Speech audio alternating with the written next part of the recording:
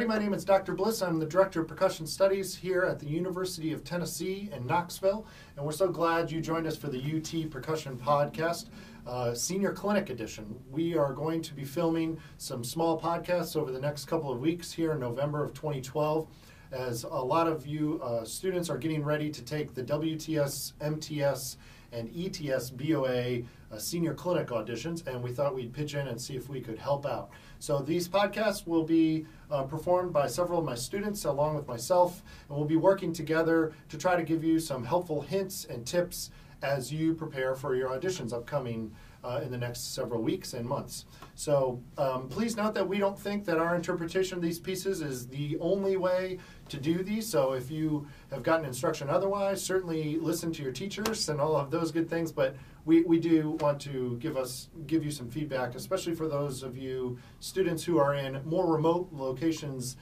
throughout the state of Tennessee and possibly don't have a private instructor available. We thought, why not use the internet to share some of the things that we do here at UT.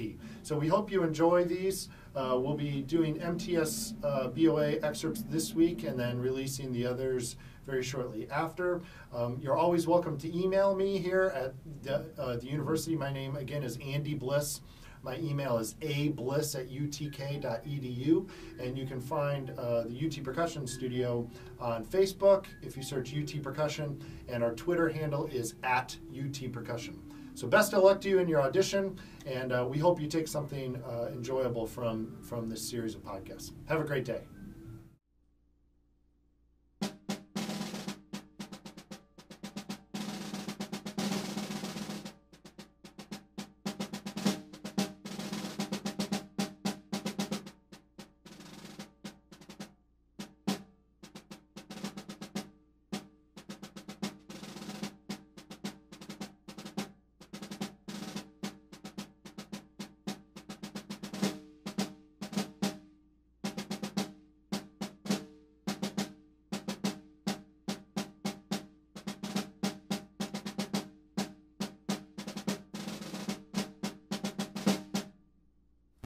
Hello, everybody, and welcome back to the UT Percussion Podcast. This episode is dedicated to the ETSBOA portion of the Senior Clinic Etudes, and I'm here with Colin Walker from Allentown, Pennsylvania, who has prepared the snare drum portion of the Senior Clinic excerpt. So we're going to just talk you guys through a little bit. If you're watching, you've probably just seen Colin run everything through.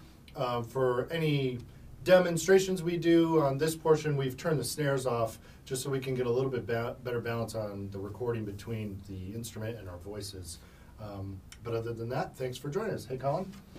So what are some things you wanted to talk about in this? So right away in measure one, that initial pair of eighth notes, I'm executing those just with my right hand for consistency. I'll demonstrate for you. Rather than doing alternating strokes, I feel that I'm getting a better quality of sound by executing it this way. Good. So this is pretty common in professional performance.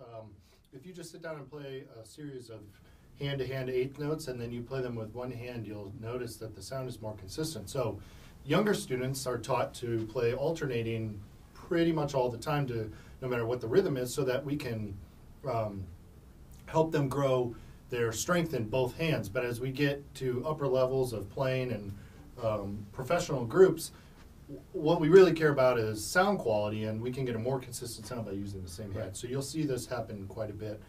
Did you use that anywhere else in the Etude? Pretty much any time I had a pair of eighth notes, I followed that principle. I used my right hand for consistency. That also occurred measure 12 and measure 13 with the quarter note triplets.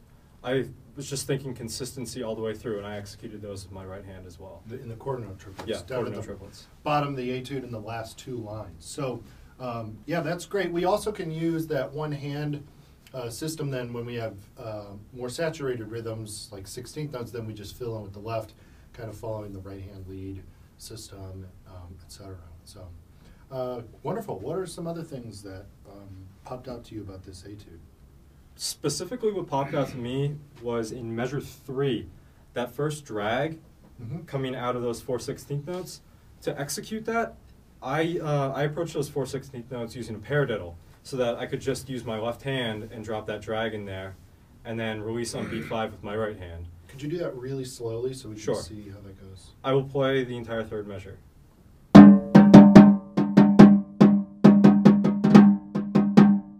it. So, the reason for this is, of course, because we have quite a few notes going into the ornament portion of that drag figure on the downbeat of beat 5. This is, again, on line 2, measure 3, on beats 4 and 5. So we commonly will come up with alternate stickings. Now, you don't have to play a paradiddle there. There's probably 2, 3, 4 different ways you could solve this problem. But I do agree with Colin. I think that's a really good way to approach it. Essentially, we're freeing up the left hand to be prepared to play those low ornament notes into the primary stroke and have a lot of clarity there. Good. This also transfers over, for any of you who are familiar with Prokofiev's Lieutenant Kiji suite, there's a couple different passages in there where we have notes leading into a downbeat with a 3 or 4 stroke rough, and we have to spend a lot of time figuring out what sticking we can do so that our hands are where we want them to be to play those smaller notes in between kind of the primary beats, the downbeat and the upbeat going into certain figures. So it's a common thing, and learning how to solve that problem will apply to a lot of different snare drumming etudes, I think, that you'll come across. Great. So some other things. Speaking musically with this particular etude, measure 8 with the 8th notes followed by the 16th note triplets. Give those a little bit of direction. I mean, you have repeated notes. It's a sequence, basically. So whatever you can do to make it interesting, give it some drive. I'm executing that by doing a slight crescendo through. Once again, this is measure 8. Good. It keeps it interesting. Yeah, I think it gives the line a little bit of flow. Again, connecting it to the professional repertoire, we see this in different orchestral excerpts, and we have to just give those a little bit of direction.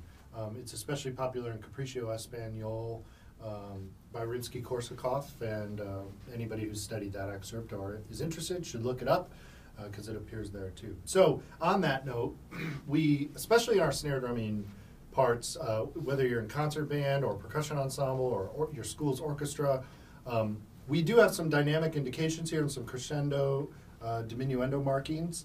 However, we have to remember that the composer is expecting us to bring a professional musicianship to our instrument, whether we're on snare drum or marimba or clarinet or flute.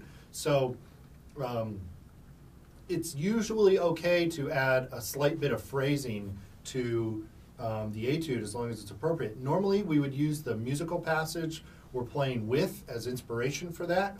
So if you're on timpani and you're playing with the low brass, you can kind of listen to them to see how you might want to phrase something. In this case, on snare drum, in an etude, we're on our own. There is no score to listen to, so we have to make those decisions on our own.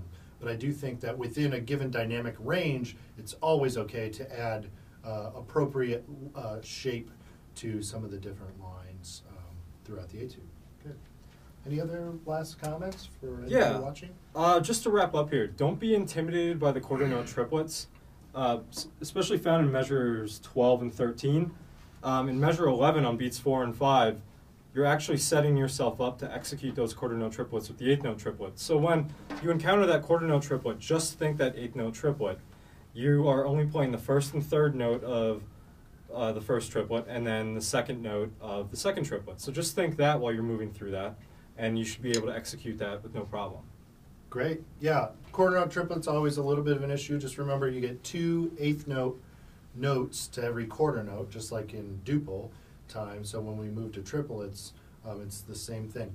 For more on that exact rhythmic issue, please go find the ETSBOA podcast on timpani and scroll to the end. Kevin Hanrahan and I discussed that a little bit because it appeared quite a bit on the MTS auditions in the timpani etude, so you can check that out. So thanks very much to Colin for preparing this for us. We'll be releasing these podcasts throughout the month of December as everybody's preparing for senior clinic throughout the state of Tennessee, and we appreciate you watching, And please share this with your friends if you think it'd be helpful. We just wanted to offer our help any way we can. So thank you and have a great week.